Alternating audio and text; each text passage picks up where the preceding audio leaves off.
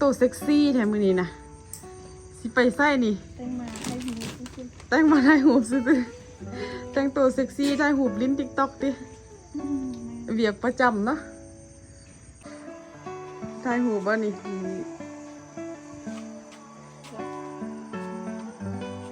老赵哎，他那哪个？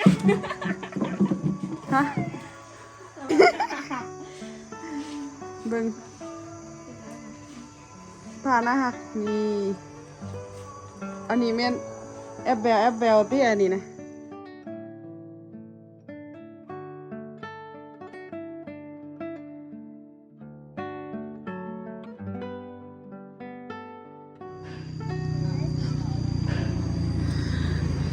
เจอกันอีกแล้วเนาะคือมาหอนแถวน้องอันเซ็งไปเฮ็ดยังมาเบิ่งดูคนอื่นบ่เป็นยังแต่ว่าเบิ่งน้องอันเซ็งดู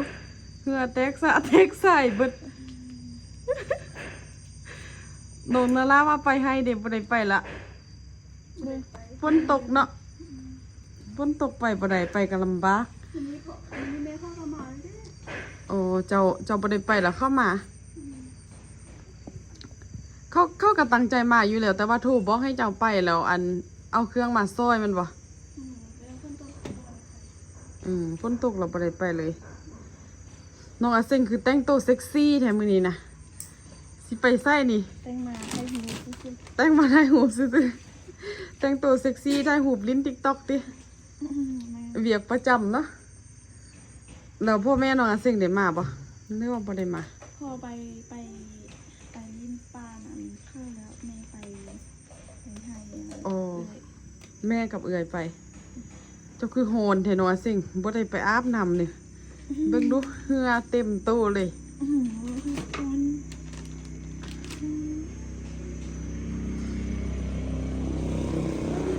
อ้าวกระโดดก็คงได้ด้วยเดียวเดี๋ยวด้วยน้องก้าวขึ้นเดี๋ยวชิมาไปถ่ายหูปอีกละนี่น้องนาราดิแต่งตัวลุกยั่งมื้อนี้ลุกสบายใจน้องอาเซ็งแต่งตัวเซ็กซี่น้องนาราแต่งตัวลุกสบายแต่ว่าเอื่อยนี่ลุกจำเป็นฝนตกซักเสื้อผ้ากับบ่ได้มันเสื้อผ้าบ่แห้งเป็นลุกจำเป็นแล้วถ่ายให้หมู่หรือถ่ายให้ตัวเองเบิ่งก่อน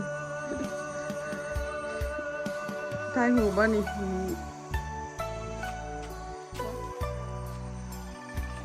老赵哎，他那哪个？ฮะอ๋อถ่ายนั่งตั้งเอาท่าหน้าหักเป็นจังไดมาเบิ่งนำกันท่าหน้าหักเบิ่งท่าหน้าหักมีอันนี้แม่นแอปเบลที่อันนี้นะได้แล้วท่าหน้าหักมีแต่สัมพันธ์ซื่อๆนะใส่เอ่ยเบิ่งดูโรงงานเลยเอาไหมน้องนาราเอาไหมบ้องงามเลยเอาสิเบิ่งเลยเบิ่งอันแค่ไม่มือวานที่เราไปเฮ็ดโอ้โหเอาอีกแล้วน้องอาซิงนี่เราเหตุการณ์มาเบิ่งดูเป็นจังไดมื้อวานนี่นะอยู่บอกว่าไปในเมืองเราเสร็จมา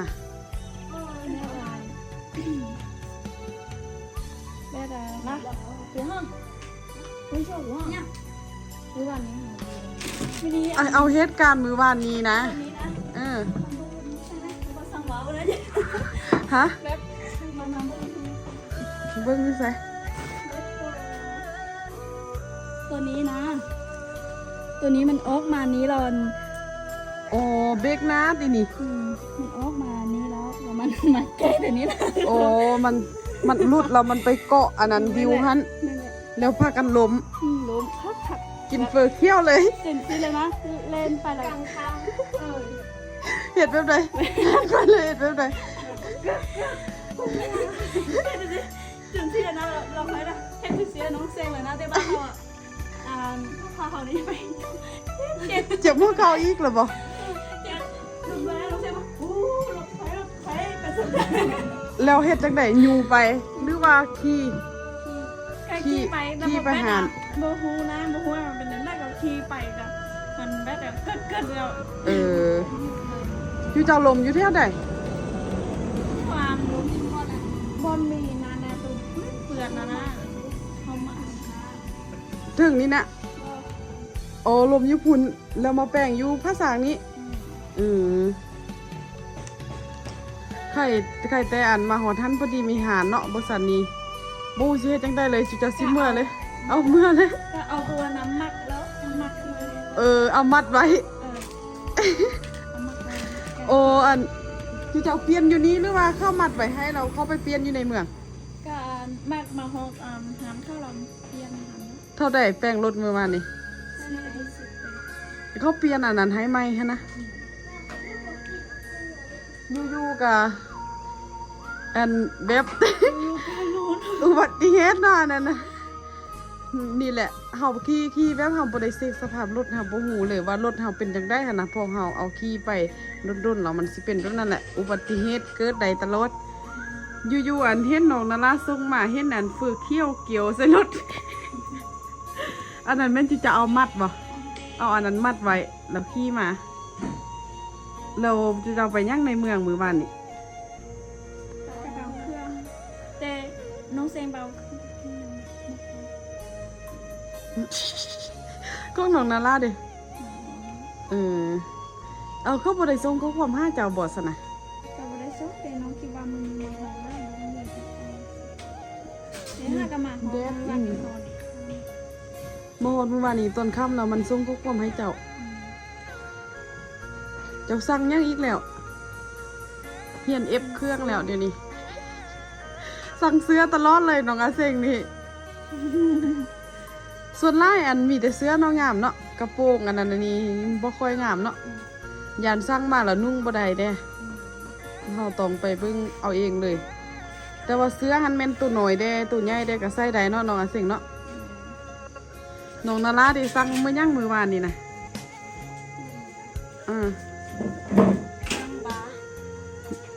บาสหดใส่ยาวเลยเป็นทรงเลยบ่มันเป็นบ่าแบบใดบ่าบางๆหรือว่าอ๋อสีเฮ็ดผิวข้าวแล้วไก่สิเปิดโรงเรียนแล้วน้องนาราสิอบผิวตอนทับเปิดโรงเรียนแล้วอีกเดือนนึงซื้อแต่อัน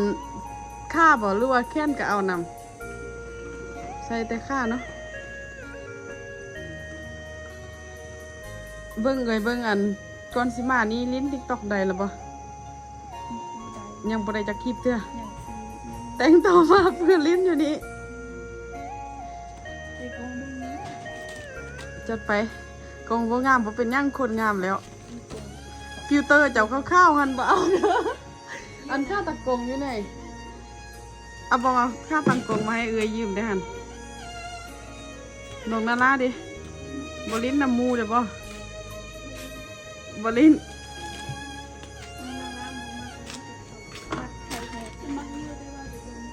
นาราบ่มักลิ้น TikTok แต่ว่ามักถ่ายรูปเจ้าเรามักทางถ่ายรูปมักทางลิ้น TikTok ไทยรู้นี้ก็บอกเคยมาเป็นได้กระดาษไทยส้มกระโปรงเดี๋ยวโรงงานนี้ไทยสั้นจิตหู ถ่ายไปเหลือกเนาะนาราเนาะไอ้เสกนี้มักลิ้น TikTok แต่ว่า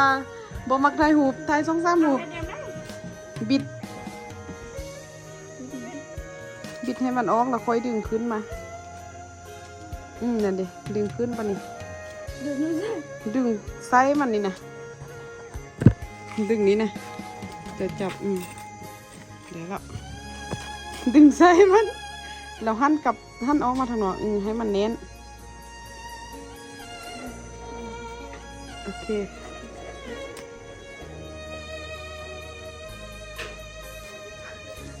ดึงไซส์มันเอ้ยพ่อให้เจ้าดึงไซส์มันนะเมื่อกี้นี่นะโมแมนเด้โอ้โหบัดพ่นกับพ่นแถพ่นมาเมื่อเช้านี้บัดพ่นช่วยมาคือเป็นแบบนี้มันสีแห้งหรอปะเอาเต็มที่ โอ้ไฟยังเก่า น้องอาเซ็งนี้บ่เคยซักแบตเลย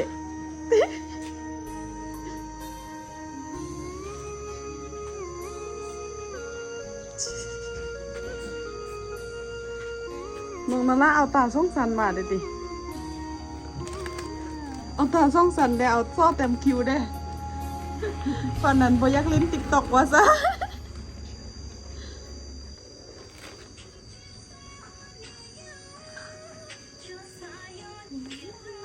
โอ้ยหรือยังนอนเหรอ เอาเลือกเพลงใดล่ะบ่ ได้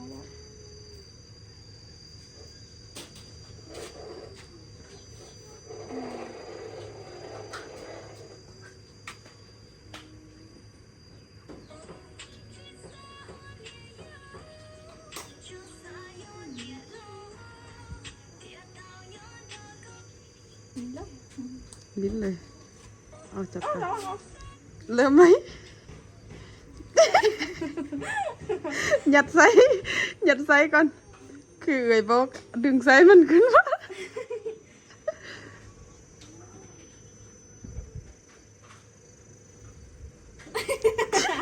สูงบทตีได้อยู่ปะ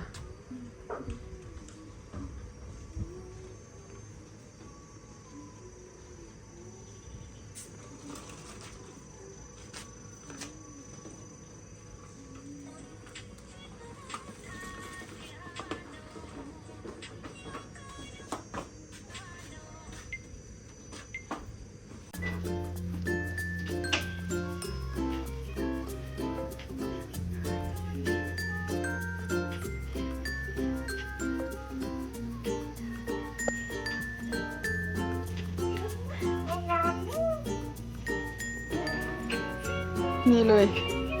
ได้มาแล้ว อันนี้คือ ในโทรศัพท์ อันนี้คือตัวจริง